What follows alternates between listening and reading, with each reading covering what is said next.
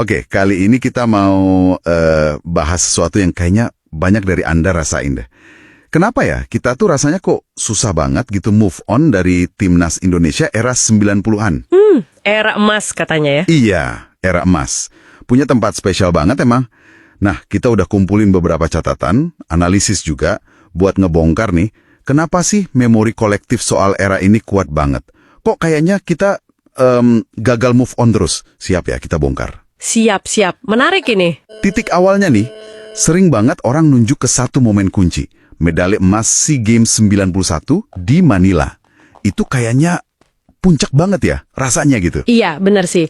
Gelar 91 itu emang penting banget, susah dibantah lah. Itu kan gelar terakhir timnas senior kita. Di Asia Tenggara ya. Dulu emang paling top lah di kawasan pas masa itu.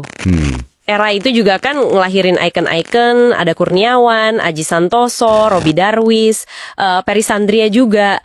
Nama-nama yang gimana ya, udah identik sama karakter kuat, kerja keras. Mental baja gitu ya kesannya ya. Iya, terus seleksinya dari talenta lokal murni. Nah, ini ngebentuk citra ideal gitu di kepala banyak orang. Tapi kan cara kerja memori itu suka unik ya. Nostalgia itu seringnya kayak filter. Bener banget. Jadi yang diinget yang bagus-bagusnya aja. Jangan-jangan ada faktor lain nih di balik emas 91 itu. Iya, tentulah aja.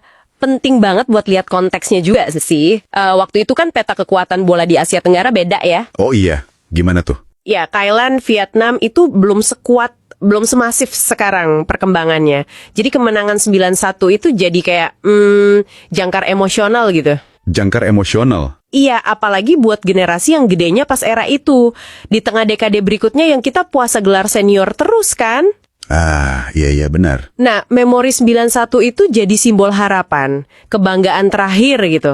Bisa dibilang juga nostalgia ini fungsinya kayak, selimut emosional. Selimut emosional maksudnya? Iya, cara kita ngelindungin diri dari kecewa terus-terusan di era modern ini. Jadi kalau harapan sekarang pupus, kita lari ke kenangan 91 itu. Jadi benteng gitu. Wah, menarik banget pemahaman soal nostalgia ini. Dan ini jadi kunci ya pas kita lihat bola kita sekarang. Soalnya kontrasnya kerasa banget. Banget. Misalnya nih, soal pemain. Memori era 90-an kan, wah talenta lokal murni semua. Itu kayaknya bikin bangga potensi asli bangsa gitu kan? Nah itu dia, sementara sekarang kita lihat ada program naturalisasi. Iya, banyak banget ya. Ini bukan soal benar atau salah sih ya, tapi ya jelas memicu perdebatan sendiri. Soal identitas timnas, soal jalur pengembangan pemain muda kita juga mungkin. Kontrasnya jelas banget dilihat publik. Terus, soal konsistensi. Ada anggapan pemain 90-an tuh lebih matang, lebih konsisten di level senior. Bener gak sih? Kalau sekarang kan kita sering lihat pemain muda, wah U19 atau U23-nya bagus banget. Tapi pas naik ke senior kok, angin-anginan gitu ya. Menurut Anda gimana? Ini agak kompleks sih bandinginnya. Tekanan sama ekspektasi di senior kan emang beda jauh ya. Tapi ya persepsi soal inkonsistensi pemain muda sekarang emang jadi sorotan. Iya juga sih. Buat matengin pemain secara konsisten, kan persepsinya Liga era 90-an itu ngebentuk mental baja. Nah, itu dia. Liga sekarang kan banyak kritik ya. Manajemen lah, isu pengaturan skor, kualitasnya juga. Betul. Itu semua ikut mempengaruhi persepsi juga. Dan puncaknya, tentu aja, perbandingan prestasi. Emas SEA Games 91 yang legendaris itu. Lawannya? Lawannya yaitu, kita belum pernah juara Piala AFF Senior sampai sekarang.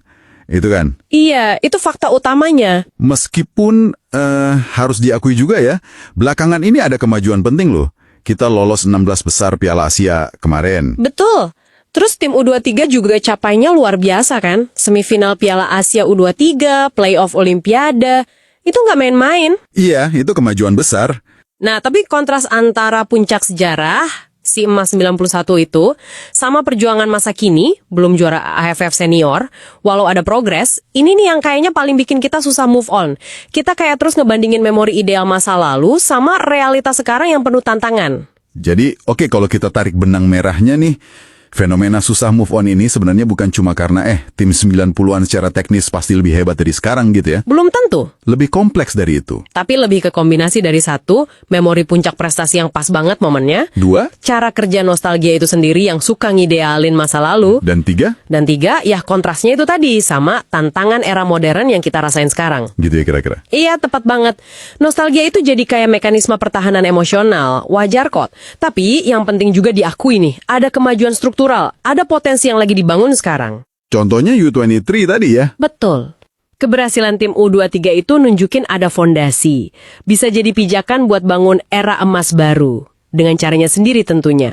Mungkin bukan ngulang era 90-an persis, tapi era baru yang bikin kita bangga juga. Oke deh. Itu tadi deep dive kita soal nostalgia Timnas 90-an. Intinya, ya perpaduan memori manis 91, filter nostalgia, sama perbandingan kontras sama era kini ya. Sip. Dan sebagai penutup nih, mungkin ada pertanyaan menarik buat Anda renungkan di rumah. Ngelihat dinamika bola kita sekarang nih, kemajuannya, tantangannya, kira-kira generasi fans di masa depan nanti bakal punya nostalgia yang sama nggak ya ke timnas era sekarang ini? Pertanyaan bagus itu. Atau jangan-jangan bayang-bayang emas 1991 itu bakal tetap jadi standar utama buat ngebandingin. Nah, apa nih yang paling nempel di pikiran Anda dari diskusi kita hari ini? Coba direnungkan.